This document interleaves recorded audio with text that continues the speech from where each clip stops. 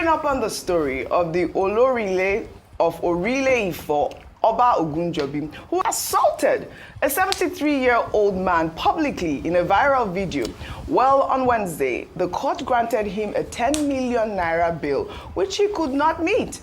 And so he was remanded at Ilaro Correctional Center in Ogun State. The case was adjourned to March 6th. I mean, we're seeing here that this man has been remanded. He couldn't meet. Apparently, they asked him for 2 shorties and, people that could come and, vouch for him, and no one could vouch for this man. I mean, how remarkable. A monarch, a king, no one could vouch for, but he's in jail.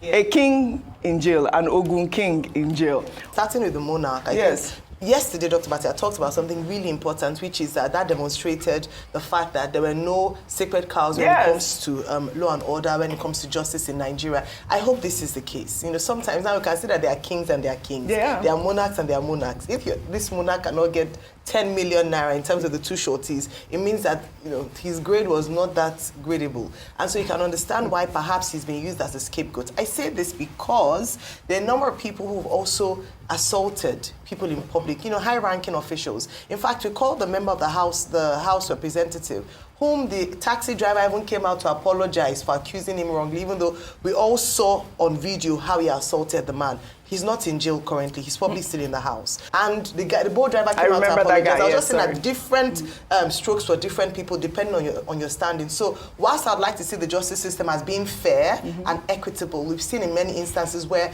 high-ranking people in society who publicly abuse people tend to get away with just a little slap on the wrist. Just a quick footnote on the Sergeant Toba Ogunjobi matter. Well, I think there's another story in circulation that he's not been able to perfect his bail conditions. Not because nobody has come forward, but because in the statement that he wrote, he recorded his name as Abdul Semiu. Whereas on his national identity card and on his bank card, the name that is there is Semiu Adewale Ogunjobi. And it's important for the police to make sure that it is the right person bearing the right identity, that is being granted bail. I'm sure if they sort that out, he will be granted the bail.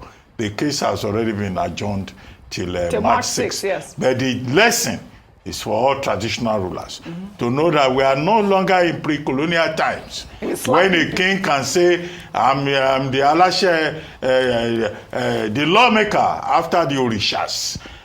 We are in a democratic dispensation where nobody is above the rule of the law. So the sergeant, retired sergeant, must be learning his lessons appropriately. Right, all right, well said.